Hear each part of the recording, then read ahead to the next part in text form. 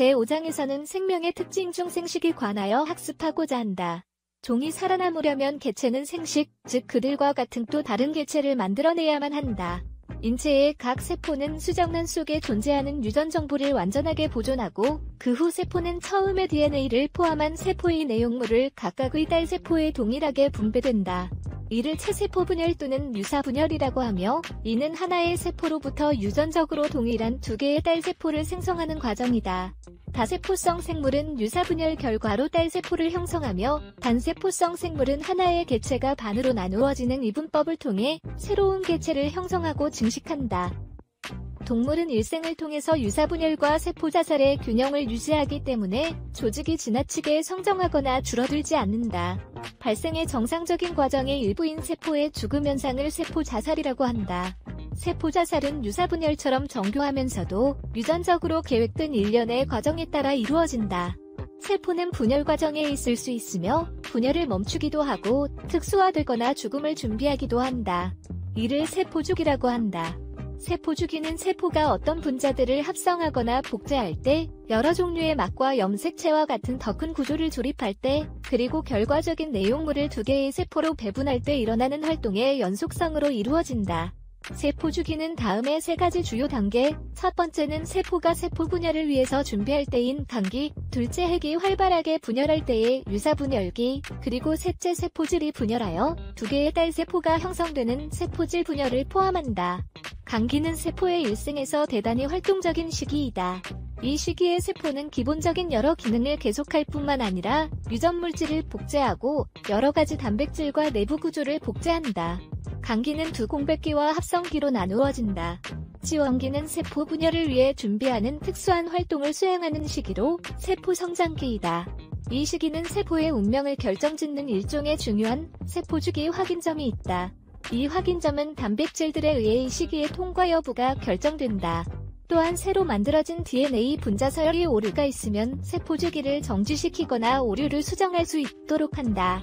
S기는 세포가 유전물질인 DNA를 복제하는 시기로 DNA 합성이 일어난다. G2기는 세포 분열을 위해 준비하는 시기로 방추사에서 미세소관을 조립하고 DNA는 염색체를 구성하는 단백질 주위를 더욱 견고하게 휘감는 염색체 응축이 일어난다. 그리고 유사분열은 성장과 생명유지 및 조직 복구를 가능하게 한다. 이 과정에서 중요한 구조는 복제된 염색체들고 이것을 두 개로 분리시키는 유사분열 방추사라고 하는 미세소관이다. 복제된 염색체는 염색분체라는 두 개의 동일한 구조로 이루어진다. 유사분열 방추사는 튜블린 및 다른 단백질로 구성되어 있는 두 개의 중심체로부터 만들어진다. 유사분열은 연속적인 과정이고 염색체를 두 개의 딸세포에 균등하게 나누게 하는 사건들이 5단계로 연속적으로 일어난다. 유사분열 첫 단계인 전기의 DNA가 히스톤 단백질에 의해 크게 응축되기 시작하여 핵산과 단백질이 복합체인 염색사가 눈에 보이게 된다. 이 시기에 중심체로부터 형성되는 미세소관으로 이루어진 유사분열 방추사가 형성되기 시작한다. 전중기는 핵막이 조각나며 붕괴가 일어난다. 중기에서 유사분열 방추사는 염색체를 세포의 중기판에 나란히 배열된다. 후기에는 강염색체의 동원체가 분리되어 잠의 염색분체를 분리한다. 말기에는 방추사가 해체되고 핵망과 인이 재형성된다. 그리고 세포질도 분열이 일어나 세포질과 기타 세포 내용물을 분배한다. 동물 세포의 경우 액틴 필라멘트로 이루어진 수축관이 형성되어 적도판 근처의 세포 주변이 약간 움푹 들어가 난얼굴을 형성한다. 반면에 식물 세포에서는 세포 분열 중에 두 딸 세포를 분리시키기 위해 새로운 세포벽을 만들어야 한다. 이를 위해 경막 형성체를 딸 세포 사이들 사이에 형성되며 세포벽을 형성하기 위해 셀룰로오스, 기타 다당류 및 단백질 같은 구조물질을 함유하는 소량들을 경막 형성체에 배열시킨다. 새 세포가 분열하거나 분열을 멈추게 하는 원인은 무엇인가? 유사분열의 조절 작용은 고도로 복잡한 과정이다. 세포주기와 세포죽음을 조절하는 기작은 분자, 세포, 조직 수준에서 작용한다. 세포가 분열하라. 분화되지만 분열하지 마라.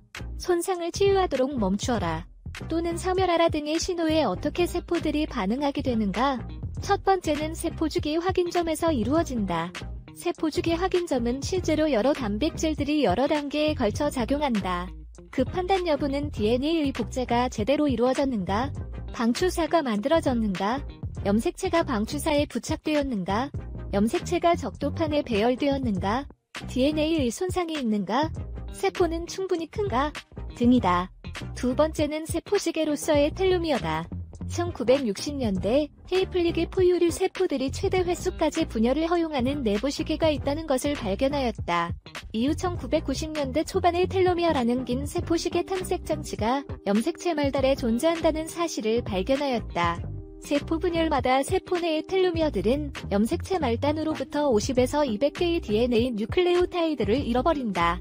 약 50번 분열한 후에는 많은 텔로미어 DNA가 소실되기 때문에 세포 분열이 멈추게 되고 결국 죽을 수 있다.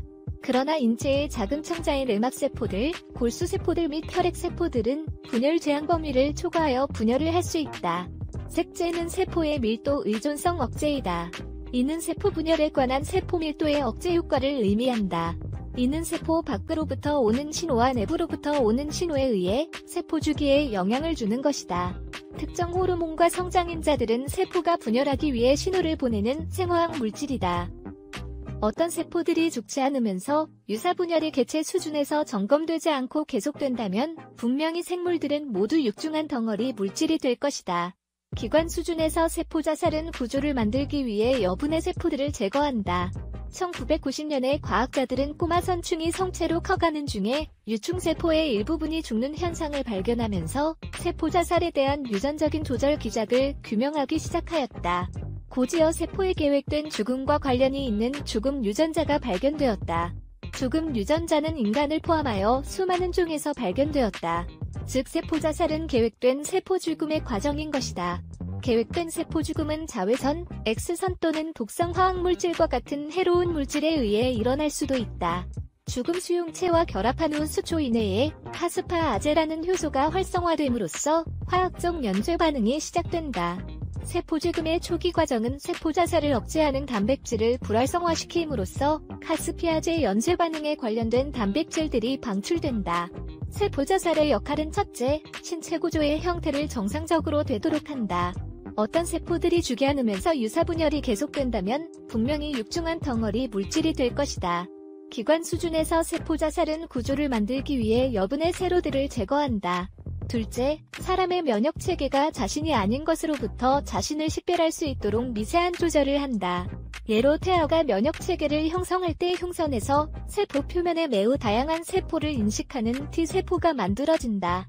세포 자살은 자기로 인식하지 못하는 T세포를 죽인다. 셋째, 보호작용으로 암세포로 자랄 수 있는 세포들을 탐색하여 제거하는 방어 기능을 한다. 실제로 세포 자살은 유사분열이 계속 진행되기 위해 세포 주기의 확인점에서 반드시 극복되어야 할 사항이다.